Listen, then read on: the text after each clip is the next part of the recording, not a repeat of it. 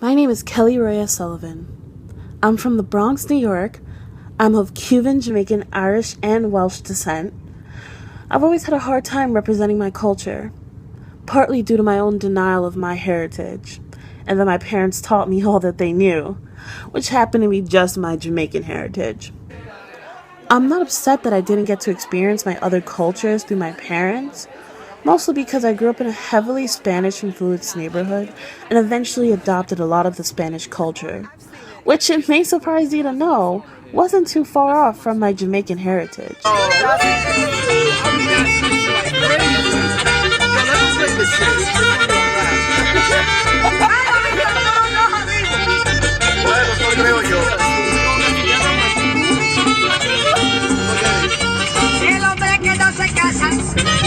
I love it. I know it.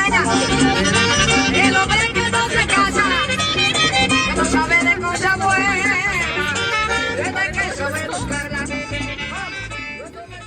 The concept of cultural representation can be rather simple, but I also believe your way of representing can stem from your denial or acceptance of your culture. Often when I was younger, I would stray from my Jamaican culture because of my Hispanic surroundings. I found it hard to represent the culture I grew up in at home because of the stereotypes that surrounded it. It was much easier to be Cuban and to represent a culture that I didn't connect to as strongly as I did as Jamaican. I would say I'm a person who was deeply involved in my culture in Jamaica. As a teenager, I grew up joining many different clubs because I was most culturally, I was inclined towards teaching young people in my culture what it is to be patriotic. I was a very patriotic person. I attended many youth clubs. I was also a follower of Marcus Garvey. I joined the Marcus Garvey youth movement when I was about 15 years old. Who's Marcus Garvey? Marcus Garvey was one of Jamaica's, he was from Jamaica, he migrated to the United States, but he was all about culture and black people, and he had some stupid idea about going back to Africa in some ships called the Black Star Liner. Thankfully, that did not last too long, as I finally began to see the importance of my representing my culture. Despite the stereotypes, it was important because it was who I was and what I wanted. I wouldn't say that I didn't learn anything about the Hispanic side of my culture from my surroundings, because I definitely did pick up a lot from my friends and the area. It soon became a true part of me to represent the Hispanic culture and to truly understand my reasons for doing so.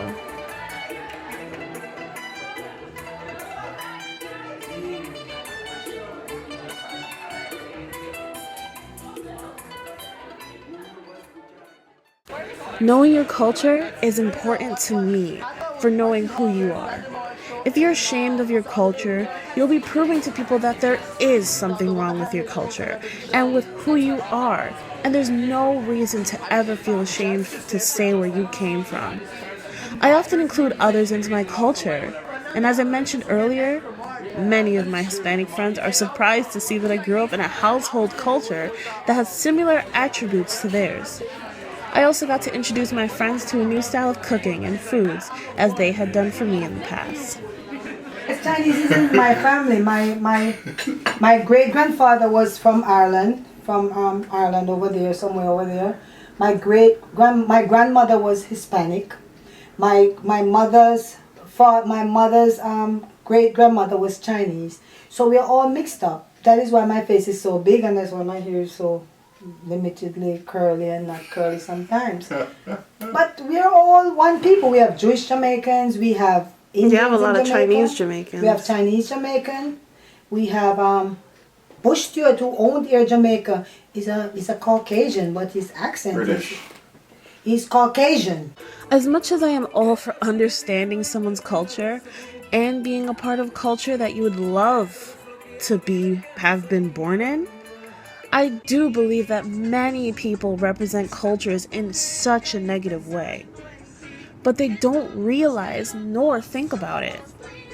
I often see others partaking in a heritage that is not even remotely close to theirs and using key pieces of their culture without realizing what it represents.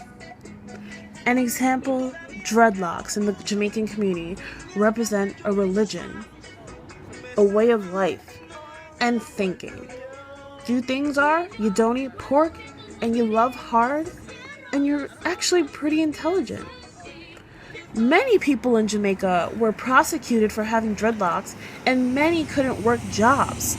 Many were teachers and often very intelligent, yet a lot of discrimination took place due to a simple hairstyle. So for me, seeing others outside my culture bigging up Bob Marley and wearing dreadlocks without even a care for my culture, I find it harmful and offensive. But let me tell you about the Jamaican culture. Everybody is associated with Bob Marley. Everybody wants to be a part of what's going on with athletics. Everybody wants to be a part of the music. Well, okay, that's another thing because we have had so many fast runners, sprinters. And music. Our music is worldwide. So if somebody say to me, "Oh, you like Bob Marley?" I'm going to say, "No, I don't." Everybody wants to be a part of. Yeah, but at the same time, I remember when nobody liked nobody didn't like reggae or Bob Marley the trend is nobody wanted to accept the Rastafarian because of the locks. No, everybody wants to smoke everywhere in the world. Have locks. The representation is dreadlocks. I wear a dreadlocks. And so, and back then when we were growing up, dreadlocks was only for the Rasta man. It was considered hoodlum. And they couldn't get a work. They couldn't get a work. The regular Jamaican halves did not want to associate with the dreadlocks man. Because they say they basically said they were misfits. Yes. What's the name of that song? What's the name of the song again? Rasta need not apply, no one, no old nigga, no Rastafari. If you had locks in the 60s and the 70s, I know a lot of Rastafarians were well educated and what locks. They couldn't phase but in society, they did not accept them to work. No, they weren't phased out of the country, but they weren't accepted among like bank to have work in the bank. Yeah, you or couldn't to be teachers or lawyers or anything like that, because they say you were worshiping somebody else. And well, basically, it's the Haile Selassie, the Ethiopian who they consider to be their god. I believe that cultural representation is important to your overall identity. Without it, one can feel extremely lost.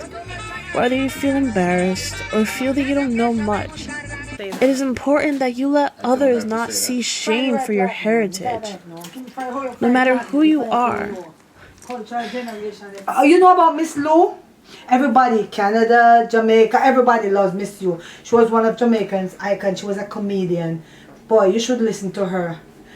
Well, the horse cart. Tourist white man wiping him eye met me in the Golden Grove marketplace.